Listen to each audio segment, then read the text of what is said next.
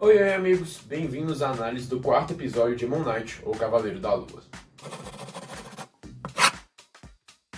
Como de costume, vamos falar o que eu acho desse episódio e o que falar desse episódio, senão que ele foi sensacional, do início ao fim, e especialmente no final do episódio. Quem já viu sabe o que eu tô falando. Que episódio incrível. Como eu disse, o último episódio pra mim tinha sido o melhor da série, até então, porque esse episódio ele foi muito bom.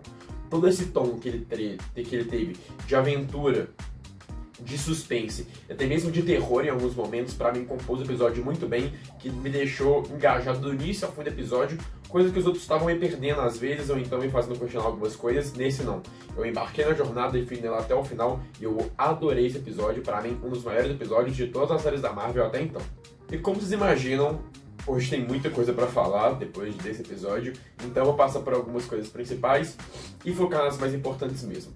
E passando de detalhes, assim, logo nesse episódio a gente vê aquele avatar de um dos deuses guardando aquela estátua do Khonshu junto com outras, o que implica que tem outros deuses aprisionados e que aquela Enerd dos deuses egípcios, que seriam 9, provavelmente não ser um só 9, tem muitos mais deuses, talvez deuses menores que não faziam parte dessa Enerd, ou então deuses que foram expulsos dela, que estão presos ali também. Tem várias outras estatuazinhas que implicam que tem outros deuses aprisionados também, e isso pode gerar um conflito para o futuro, não só na série de Moon Knight, mas como eu já disse, nas próximas produções da Marvel, que vão mexer com mitologia e tudo mais, então é algo a se analisar também, e deixa ali de detalhe e mostra um pouquinho pra gente desse composto geral da mitologia egípcia nesse universo.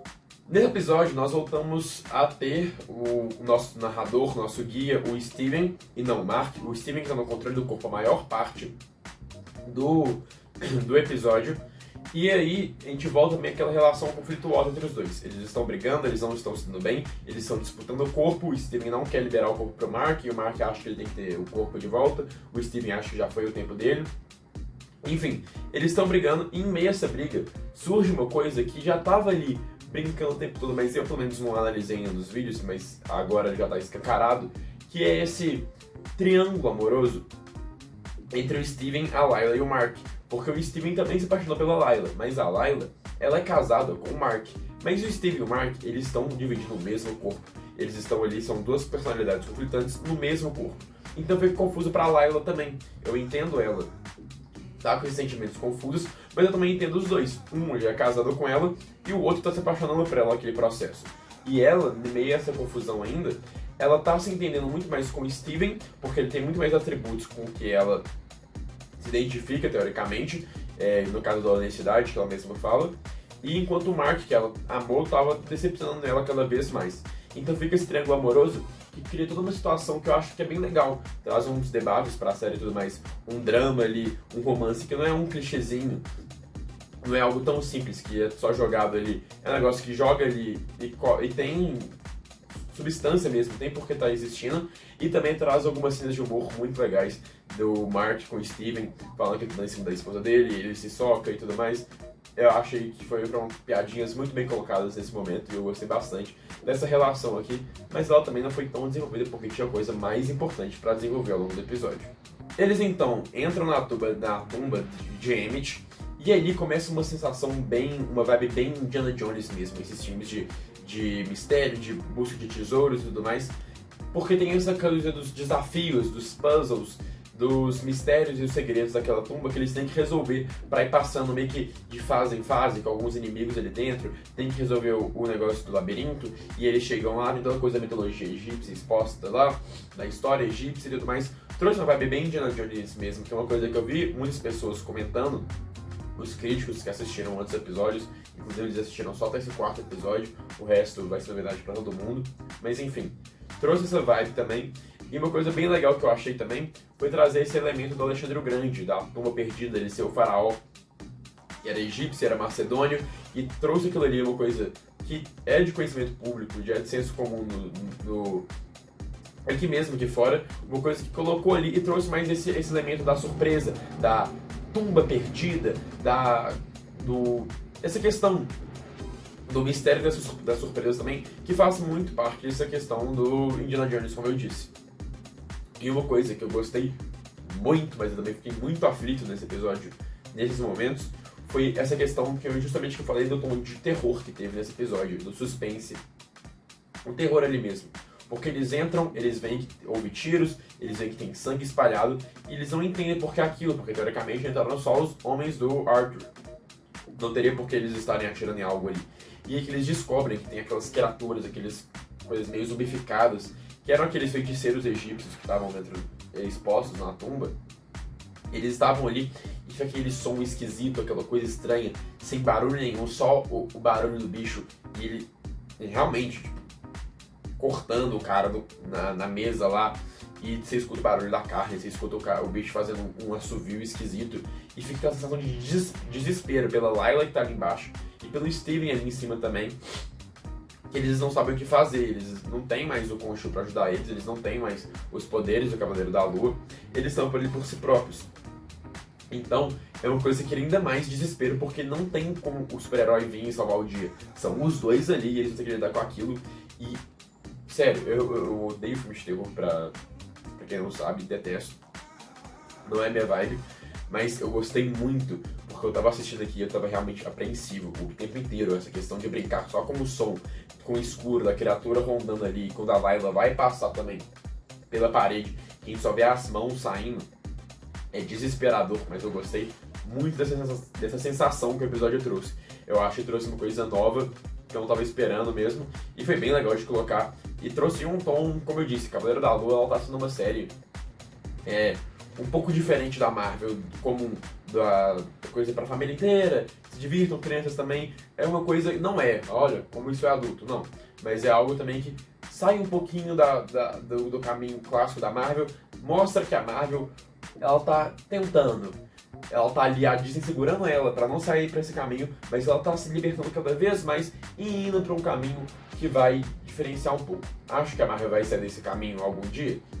Espero que sim, mas sinceramente acho que não. Acho que vai ficar só com esses leves desvios, mas não vai chegar lá em um momento algum, justamente pela Disney, pelas questões que a Disney tem como empresa e como a marca que ela carrega em si. Mas enfim, abre uma grande tangente aqui no episódio, mas vocês entenderam, pegaram a vibe do que eu tô tentando falar, eu espero.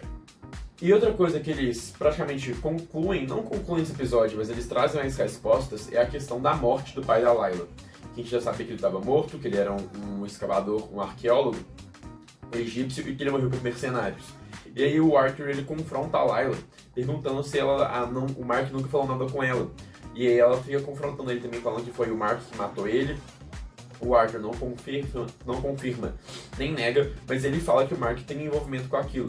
E cria aquela sensação de uma pulga atrás da orelha na Layla. Ela não sabe se ela pode confiar mais no Mark também. E então, quando ela encontra o Mark, ela confronta ele e ele então revela que não foi ele quem matou o pai dela, mas ele, junto com o parceiro deles, ambos mercenários. O parceiro ficou muito ganancioso e aí na expedição o parceiro dele matou todo mundo, incluindo o pai da Layla, o Mark. O Mark tentou salvar ele, mas ele não conseguiu. Ele mata o pai da Layla e ele, inclusive, quem quase mata o Mark também. E é por isso que o Mark vai virar. O Mark quase morto, ele é resgatado pelo Khonshu. Resgatado entre aspas, assim, né? Ele é levado até o Khonshu.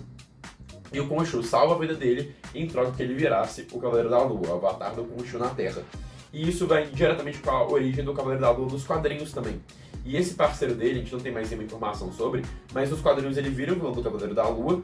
Então eu imagino que caso Moon Knight tenha uma segunda temporada, talvez eles tragam esse parceiro de volta da origem do Cavaleiro da Lua para ser o próximo vilão, porque a gente não tem mais informação dele. E no quadrinho ele é um dos vilões também do Cavaleiro da Lua, um dos principais inclusive. Então pode trazer toda essa questão do pai da Layla, da origem dele também, e trazer um novo vilão, mas acho que não cabe nessa temporada. Acho que se for abordar isso tem que ser numa próxima e desenvolver com outro personagem, porque aqui já tem muito arco aberto. Mas enfim, e aí a Layla, ela confronta o Mark, ela culpa o Mark porque ele não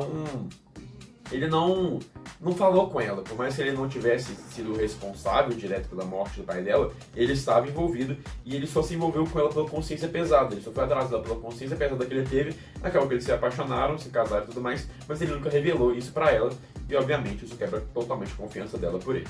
E aí, com os dois no meio da discussão, eles escutam o barulho do Harrow chegando, eles já estão ali na tumba do Alexandre o Grande. Eles já resgataram a estatuazinha da Emmett também. E aí o Arthur chega, o Arthur já dá uma chance pro Mark, ele fala: você não tem mesmo com o Shu, agora você é livre, e agora que você é livre, você tem o poder da escolha. Você pode escolher me impedir ou não. Se você não me impedir, eu vou te impedir também.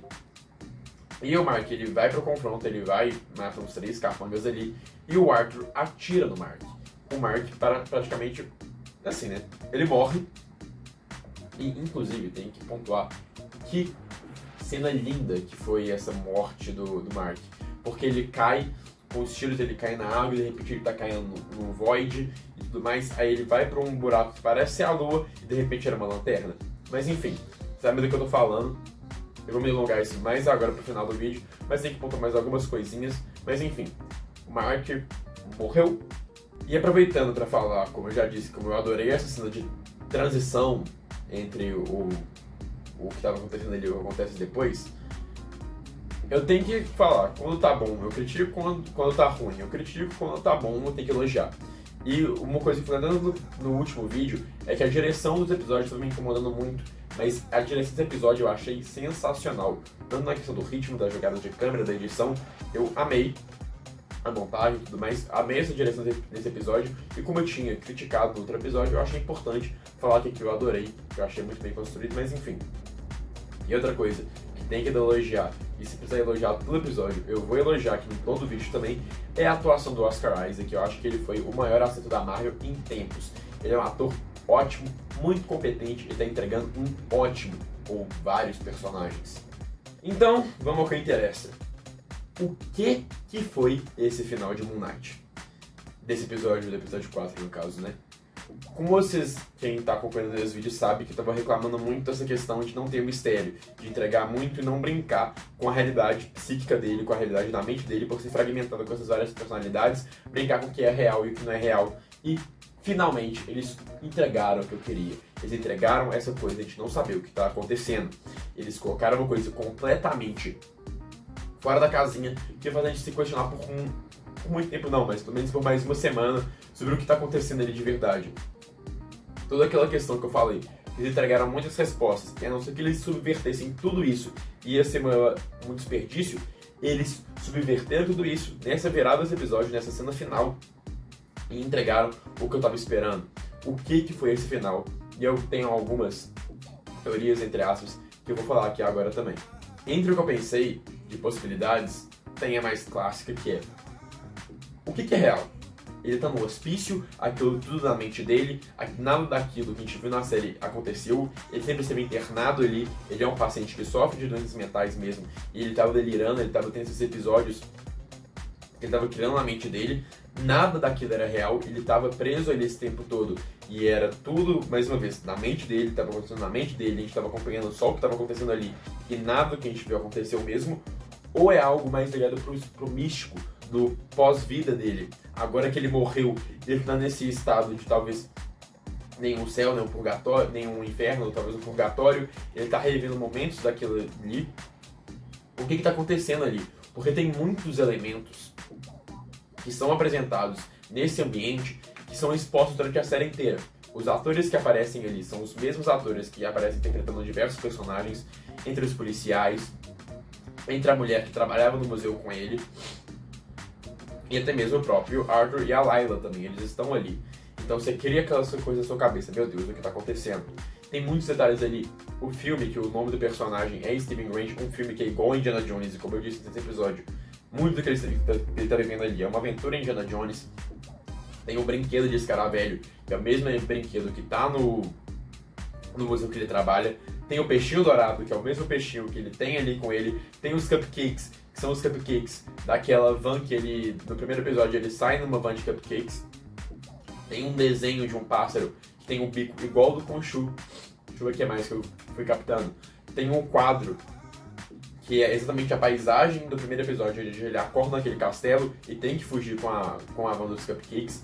Enfim, são muitos elementos ali, a bengala do Arthur e tudo mais, que são jogados ali e vai ficar, a gente fica se questionando. É uma coisa mística, um negócio pós-vida, é uma coisa do hospício, da doença mental, de algo, o que é real, o que está acontecendo, o que já aconteceu e tudo mais. E abre pra mim muito duas possibilidades. de que se aquele hospício, se é um hospício mesmo, se é uma coisa da saúde mental dele, das personalidades dele, tudo que a gente viu é um reflexo do que está ali nesse ambiente. Pensa aqui na minha mão como sendo esse lugar branco, questão do hospício, das doenças mentais dele, e aqui como que a gente já viu nesses 4 episódios da aventura, do Moon Knight e tudo mais. Enfim, tudo que acontece aqui, do que a gente já viu, só acontece aqui por causa dos elementos que estão aqui, os elementos, como eu já disse, o peixe, o cupcake, os personagens e tudo mais. Ou então, se é agora uma questão da pós-vida, não é mais o hospício essa minha mão agora, é a questão do pós-vida, coisa mística. O que a gente está vendo aqui agora está acontecendo mesmo, o reflexo das coisas que ele viveu, ou seja, tem o cupcake aqui, porque ele viveu e encontrou o cupcake aqui. Tem os personagens aqui, porque os personagens aconteceram na vida dele real mesmo, então é um reflexo disso tudo. Acho que ficou confuso minha explicação, mas eu acho que tem que ser confuso mesmo, porque esse final foi confuso, é para abrir teoria e é o que eu estava esperando ansiosamente para teorizar sobre essa série. Se é um hospício, se é uma coisa mental, é um reflexo do isso aqui que acontece, nunca aconteceu de verdade, e são só delírios da mente dele, com elementos que ele pega da realidade dele aqui mesmo, ou então, se é uma questão mística do pós-vida, a gente só tá vendo esses elementos aqui agora porque são elementos que aconteceram na vida real mesmo, e tudo que a gente viu é real mesmo. Enfim, me delonguei demais, expliquei demais e não cheguei a lugar nenhum, porque é isso que eu queria. Tem mais coisa pra falar do episódio, mas enfim, essa vertente que abriu agora, essas teorias que abriu agora, é uma coisa que eu estava ansioso para acontecer na série e que eu já vinha falando. Enfim, eu adorei. Mas pra mim o episódio só não é perfeito porque não terminou aí. Se ele terminasse aí, teria muitas mais perguntas abertas do que tem ao final do episódio mesmo. Porque essas mesmas perguntas que eu estava tentando explicar aqui agora, eu sinto que elas já foram respondidas no final do episódio. Nos últimos minutinhos ali, se o episódio tivesse acabado ali, na consulta dele com o Harrow, que o Harrow se mostra como um psiquiatra que está tentando cuidar dele, e ele foge, se acabasse ali, o episódio perfeito. Abriu dúvida, abriu questão, teve todo o desenvolvimento da aventura antes, e trouxe esse terror psicológico, essa dúvida, essas teorias e tudo mais. Pra mim seria um episódio perfeito, sem tirar nem pôr. Mas pra mim ele me perde nos minutinhos finais, justamente porque ele chega lá, ele abre uma porta e tem a tumba lá. E na tumba tá o Steven, ele encontra com o Steven e já mostra que aquela realidade então ali não é o real. Não dá pra ser um hospício que ele tava delirando o tempo todo. É uma coisa ali, talvez, dentro da mente dele ainda, mas pode ser uma coisa mística também, pode ser uma mistura dos dois. Um místico com o fragmento da mente dele, porque ele encontra o Steven lá e tá dentro da tumba. Se fosse pra ser uma coisa real mesmo, não teria por que ter uma tumba no meio de um hospício. Mas enfim, eles saem de lá e passando por lá, mais um detalhe, tem uma terceira tumba, tem alguém batendo ele na tumba pra sair, eles não abrem. Esse alguém que provavelmente é o Jake, que como eu disse no último episódio, no meu último vídeo também, tem uma terceira personalidade que a gente não sabe ainda, mas cada vez mais dando teasers que ela existe. E uma tumba ali mexendo indica claramente que tem mais uma personalidade ali querendo sair, mas que eles não abrem pra ele. Mas enfim. E aí o episódio acaba com eles encontrando uma figura humanoide com uma cabeça de hipopótamo. Eu me fiquei pensando, será que ela é a Ammit? Mas no que eu fui pesquisar, pelo visto, essa é uma deusa egípcia da fertilidade. É alguma coisa com T. Não lembro o nome dela certinho, mas acho que não é Ammit. A não ser que eles mudem a Ammit para ser uma deusa com feições de hipopótamo mesmo. Mas enfim. E ali escancara, não é real, ele tá ou delirando nesse estado de entre morrer e estar vivo, ou então uma coisa mística mesmo, da coisa dos deuses egípcios, e tá tudo ali acontecendo nesse plano do pós-vida, talvez, porque não tem como, se fosse o real mesmo, se fosse só ele delirando e trazendo todas essas questões, não teria por que ele tá vendo uma mulher hipopótamo ali na frente dele. Enfim. Mas como eu disse, eu amei esse episódio, por mais que tenha esse final que me desanimou um pouco, porque eu queria que acabasse antes, pra trás essas teorias e ficar pensando a semana inteira, caralho, é real? Não é real? É hospício? Não é hospício? É mental dele? Não é mental dele? É místico ou não é místico? É mitológico ou não é mitológico? Enfim. Mas aí, com esse finalzinho, essas últimas cenas, pra mim já entrega muito mais, que é uma coisa que tudo que a gente viu aconteceu mesmo, do jeito que a gente viu, do jeito que aconteceu realmente. e o que a gente tá vendo agora nesses últimos tempos, que não é real, que é uma coisa que tá acontecendo na mente dele, ou nesse plano astral. Mas enfim, ainda gostei muito do episódio. Mas se tirasse esses 2 minutos, esse é um episódio perfeito. Enfim, espero você semana que vem aqui, talvez com mais respostas, espero que com mais perguntas, mas semana que vem eu tô de volta com o episódio 5 de Cavaleiro da Lua. Espero vocês aqui também. Não esqueça de deixar seu like, seu comentário, mandar para seus amigos que estão vendo o Cavaleiro da Lua também. E espero que estejam perdidos nessa confusão agora que foi criada também. Não tão criada, porque, enfim, vocês entenderam. Espero que tenham gostado do vídeo.